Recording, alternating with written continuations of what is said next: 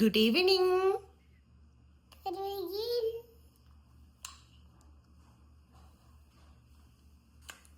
Okay.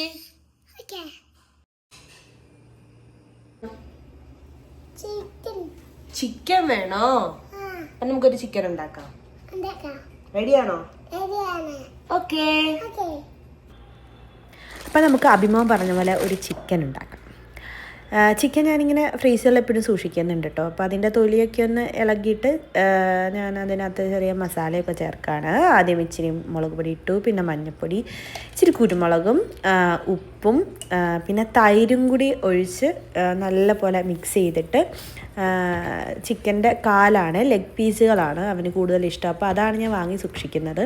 അപ്പോൾ അതിൽ നല്ലപോലെ കുറച്ച് നേരം ഞാൻ വെച്ചിരുന്നു കേട്ടോ. എന്നിട്ടാണ് ഞാൻ വറക്കണത്. അതിങ്ങനെ കറങ്ങി നടക്കും കേട്ടോ. ഇനി എനിക്കൊരു സമാധാനം തരില്ല. ഇതിനി അവന് കഴിക്കണ വരെ അവൻ ഇങ്ങനെ കറങ്ങി നടക്കും. അപ്പം അങ്ങനെ ഞാൻ ആദ്യം ചിക്കനൊക്കെ നല്ല സെറ്റായിട്ട് വറക്കുകയാണ്. ചിക്കൻ വറുത്ത് കഴിഞ്ഞു ഏതാണ്ട്. അത് കഴിഞ്ഞിട്ട് ഞങ്ങൾ വൈകിട്ട് ചായയുടെ കൂടെ സ്നാക്സായിട്ട് കഴിക്കുന്നത് ഫ്രൂട്ട്സാണ് കേട്ടോ. അപ്പോൾ ആപ്പിള്, മാതളം, അങ്ങനെയുള്ള മുന്തിരി, അപ്പോൾ ഇതെല്ലാം കൂടെ ഒന്ന് സെറ്റ് ചെയ്ത് ചായയുടെ കൂടെ ഈവനിങ് ഞങ്ങളുടെ സ്നാക്സ് ഫ്രൂട്ട്സാണ്. അപ്പം അതിനുള്ള പ്രിപ്പറേഷനാണ് അടുത്തത്.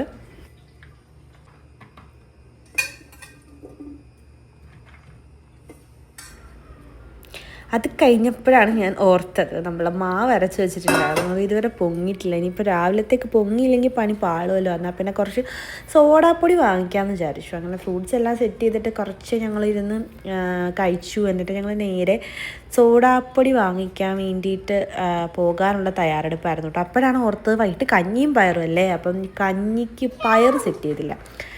അപ്പം ഞാൻ മുളപ്പിച്ച പയറാണ് കേട്ടോ പുഴുങ്ങണത്. അപ്പോൾ പിന്നെ ഒന്ന് കുക്കറിലൊരു 2 വിസിലൊക്കെ കേൾപ്പിച്ച് സെറ്റാക്കി വെച്ചിട്ട് ഇറങ്ങി കഴിഞ്ഞാൽ വരുമ്പം എല്ലാം ഓക്കെയാണ്. അപ്പം അതുകൂടെ ചെയ്തിട്ട് ഇറങ്ങാമെന്ന് വിചാരിച്ചു. അങ്ങനെ അതെല്ലാം കഴിഞ്ഞു.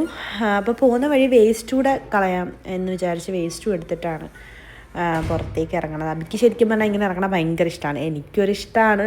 കാരണം നമ്മളെപ്പോഴും മുറിക്കാത്ത തന്നെ ഇരിക്കുമ്പം പുറത്തോട്ട് ഇറങ്ങുമ്പോൾ ഒരു പ്രത്യേക ഒരു പോസിറ്റീവ് വൈബാണ്. അപ്പം അങ്ങനെ ഞങ്ങൾ 3 പേരും കൂടെ വേസ്റ്റും ഒക്കെ ആയിട്ട് നേരെ പുറത്തേക്കാണ്.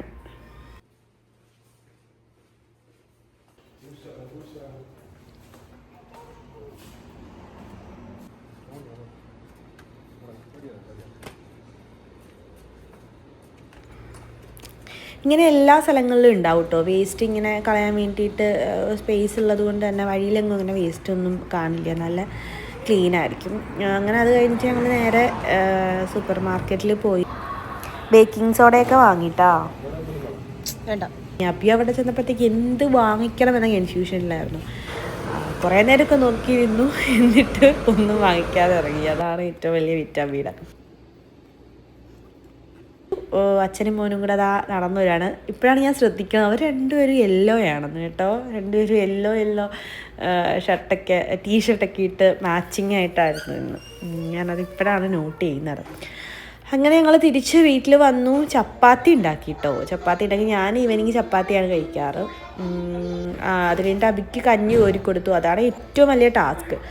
അപ്പോഴാണ് ഓർത്തത് നമ്മൾ തുണി വിരിച്ചിട്ടുണ്ടായിരുന്നില്ല, മെഷീനകത്ത് ഇരിക്കുകയാണ്. എന്നാൽ പിന്നെ അതും കൂടി ചെയ്യാൻ വിചാരിച്ചു. അങ്ങനെ തുണിയെല്ലാം വിരിച്ചു സെറ്റ് ചെയ്തു.